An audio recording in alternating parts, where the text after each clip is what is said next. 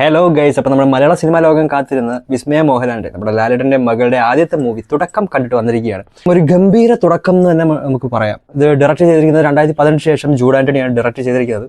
പിന്നീട് അതിലെ റൈറ്റേഴ്സ് എന്നൊക്കെ പറയുന്നത് നമ്മുടെ ജൂഡ് ആൻ്റണി തന്നെ എഴുതിയിട്ടുണ്ട്. അതേപോലെ തന്നെ അഖിൽ കൃഷ്ണ, പിന്നെ രനീഷ് നെല്ലിക്കൽ, ഇന്ന് 3 പേരാണ് ഇതിൻ്റെ റൈറ്റേഴ്സ്. അഭിനയിച്ചിരിക്കുന്നതിൽ ഇത് ഒരുപാട് കാസ്റ്റ് ഉണ്ട്. അതായത് നമ്മുടെ ലാലേട്ടൻ്റെ ക്യാമിയോ തന്നെ നമുക്ക് എടുത്തു പറയാൻ പറ്റുന്നൊരു ക്യാമിയോ ഉണ്ട്. വിസ്മയ, അതേപോലെ അച്ഛൻ ക്യാരക്ടറായിട്ട് സായ് കുമാർ. ഇതിലൊരു നമ്മുടെ ആൻ്റണി പെരുമ്പാവൂരിൻ്റെ മോൻ ആഷിഷ് എന്നാണ് പുള്ളിയുടെ പേര്.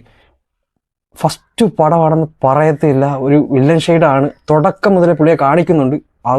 നമുക്ക് എന്താ പുള്ളിയുടെ ആ ഒരു വില്ലനിസം, ജസ്റ്റ് ഡയലോഗ്സൊക്കെ ഒന്നുമില്ല. ഒന്ന് ആലോചിച്ച് നോക്കിയത്, ഒറ്റ ഡയലോഗോ കാര്യങ്ങളോ ഒന്നുമില്ല. പക്ഷേ പുള്ളിയുടെ ആ ഒരു റൂത്ത്ലെസ് ഉണ്ടല്ലോ, അത് നമുക്ക് ഫീലാവും. അത് പുള്ളിയുടെ ആ ഒരു ഭയങ്കര ബ്രൂട്ടലായിട്ടുള്ളൊരു വില്ലനാണ്.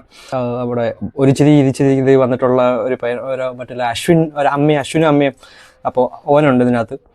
അതേപോലെ തന്നെ ജോജിയിലെ ഒരു മറ്റുള്ളൊരു പുള്ളി ഉണ്ടല്ലോ, ഞാൻ ഫോട്ടോ ഇടാൻ, എനിക്ക് പുള്ളിയുടെ പേരറിയത്തില്ല. പുള്ളിക്കാരനുണ്ട്. അതേപോലെ പിന്നീട് ഒരുപാട് വേറെയും കുറച്ച് നമ്മൾ കണ്ടിട്ടുള്ള കുറേ ആൾക്കാരൊക്കെ ഇതിനകത്ത് വരുന്നുണ്ട്. ഓക്കെ, അപ്പോൾ കഥയിലേക്ക് വരുന്ന സമയത്ത് കഥ നമുക്ക് ഓൾറെഡി നമ്മൾ കണ്ടിട്ടുള്ള കഥകൾ തന്നെ ആയിരിക്കാം. അല്ലെങ്കിൽ നമ്മുടെ സമൂഹത്തിൽ നടക്കുന്ന, അല്ലെങ്കിൽ ഡ്രഗ്സും കാര്യങ്ങളൊക്കെ ഓവർ യൂസ് ചെയ്തിട്ട് സ്ത്രീകൾക്കെതിരെയുള്ള പ്രശ്നങ്ങളും അങ്ങനത്തെ ഒരുപാട് കേസുകളൊക്കെ നമ്മുടെ നാട്ടിൽ നടക്കുന്നുണ്ട്. അപ്പം അത് വെച്ചിട്ടൊക്കെ ഉള്ളൊരു മൂവി, അല്ലെങ്കിൽ അത് തന്നെയാണ് സ്റ്റോറിയിലും പറഞ്ഞു പോകുന്നത്. എന്നാൽ കുറച്ചുകൂടെ ത്രില്ലിംഗ് ആയിട്ടുള്ള ഒരു രീതിയിൽ എങ്ങനെ ഇതിൽ വിസ്മയയിലേക്ക് കൊണ്ടുവന്ന് കണക്ട് ചെയ്യുന്നു എന്നുള്ള ഒരു സംഭവമൊക്കെ ഉണ്ട്. അതൊക്കെ നൈസായിരുന്നു. ഇൻ്റർവെല്ല് വരെ ഓക്കെ, അത് നമുക്ക് അത്യാവശ്യം നല്ലൊരു ത്രില്ലിംഗ് ആയിട്ടുള്ള ഇൻ്റർവെല്ല് ബ്ലോക്കും ഒരു ഫസ്റ്റ് ഹാഫും ആയിരുന്നു. അതിന് ശേഷം അങ്ങോട്ട് കുറേ കാര്യങ്ങൾ വരുന്നുണ്ട് ഇതിലേക്ക്. അതിനകത്ത് നമുക്ക് ഞാൻ എടുത്തൊന്നും പറയുന്നില്ല, സ്പോയിലേഴ്സൊന്നും ഞാൻ ഇവിടെ പറയുന്നില്ല. ഇതിനകത്ത് കുറച്ച് ഫൈറ്റ് സീൻസ് ഉണ്ട്. ഓക്കെ, നമുക്കറിയാം വിസ്മയുടെ കുറച്ച് പുള്ളിക്കാരി മാർഷൽ ആർട്സ് ഒക്കെ ചെയ്തിട്ടുണ്ട്. അപ്പോൾ അതിനകത്ത് പുള്ളിക്കാരുടെ ഫൈറ്റ് കാണാൻ വേണ്ടിയിട്ട് നമുക്ക് ഈ സിനിമയ്ക്ക് ടിക്കറ്റ് എടുക്കാം. അവസാനത്തെ കുറച്ച് ഫൈറ്റ്സ് ഉണ്ട് മോനെ, എന്ത് ഒരു രക്ഷയില്ലാത്ത അമ്മാതിരി ഫൈറ്റ്സ് ഞാൻ മലയാളത്തിൽ വേറൊരു ലേഡീസ് ഞാൻ ഇതുവരെ ചെയ്ത് കണ്ടിട്ടില്ല. അങ്ങനെ അധികം ചെയ്യുന്ന ആൾക്കാർ ഉണ്ടെന്ന് എനിക്ക് അറിയത്തില്ല, പക്ഷെ ഗംഭീരം. പിന്നെ പുള്ളിക്കാരുടെ ഇമോഷണൽ സൈഡായാലും, അല്ലെങ്കിൽ നാച്ചുറൽ അല്ലെങ്കിൽ നോർമലായിട്ടുള്ള ആക്ടിങ്ങും കാര്യങ്ങളൊക്കെ ആയാലും ഫസ്റ്റ് പടം നമുക്ക് പറയത്തില്ല, കാരണം നൈസായിട്ട് തന്നെ ചെയ്ത് പോകുന്നുണ്ട്.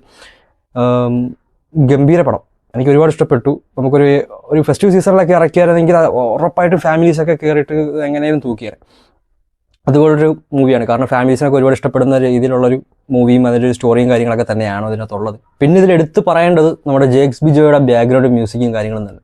ഏത് പടമായാലും ജേക്സ് ആണെങ്കിൽ കത്തിച്ചിരിക്കും.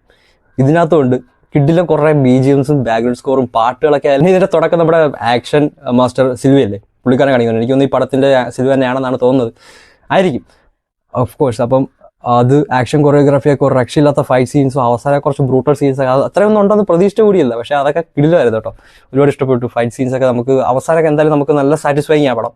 അപ്പം പടം കണ്ടിറങ്ങി കഴിയുമ്പോഴത്തേക്കും നമുക്കത് ഒരു നഷ്ടവും തോന്നത്തില്ല, പക്ക വർത്ത് പടം.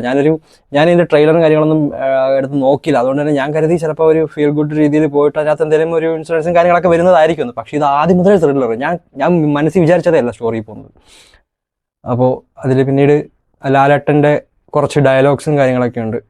അതായത് വിസ്മയായിട്ട് ആ ഒരു രീതി, അവരുടെ ആ ഒരു ബോണ്ട് കണക്ട് ചെയ്യുന്ന രീതിയിലുള്ള കുറച്ച് ഡയലോഗ്സ്, അങ്ങനത്തെ ഡയലോഗ്സ് ഒക്കെ കേൾക്കുമ്പോൾ തന്നെ അതൊരു കിടിലൻ സീൻസാണ്. പുള്ളിക്കാരൻ വന്ന് മോട്ടിവേഷൻ കൊടുക്കുന്നത്, പുള്ളി വന്നിട്ട് മോട്ടിവേഷൻ കൊടുത്തിട്ട് പോകും എന്നുള്ള രീതിയിലൊരു ക്യാമിയോ ആണെന്ന് ഞാൻ വിചാരിച്ചത്. കാരണം അങ്ങനത്തെ കുറച്ച് സീൻസ് ആയിരുന്നു തുടക്കമൊക്കെ, പിന്നെ പുള്ളിയെ കാണിക്കുന്ന സീനൊക്കെ.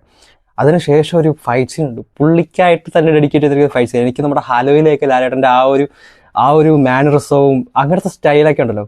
ഫൈറ്റ് സീനൊക്കെ ഇപ്പോഴും ലാലേട്ടൻ കഴിഞ്ഞിട്ടേ ഉള്ളൂ ആരും. പുള്ളിയുടെ ആ ഒരു സംഭവങ്ങളൊക്കെ കിടില കേട്ടോ. ആ ഒരു രീതിയിലുള്ള ഫൈറ്റ് സീൻസൊക്കെ കുറച്ച് നൈസായിട്ടുണ്ട്. അതിനുശേഷം ഗണേഷ് പുള്ളിക്കാരുടെ ഗണേഷ് കുമാർ ക്യാരക്ടറുണ്ട്.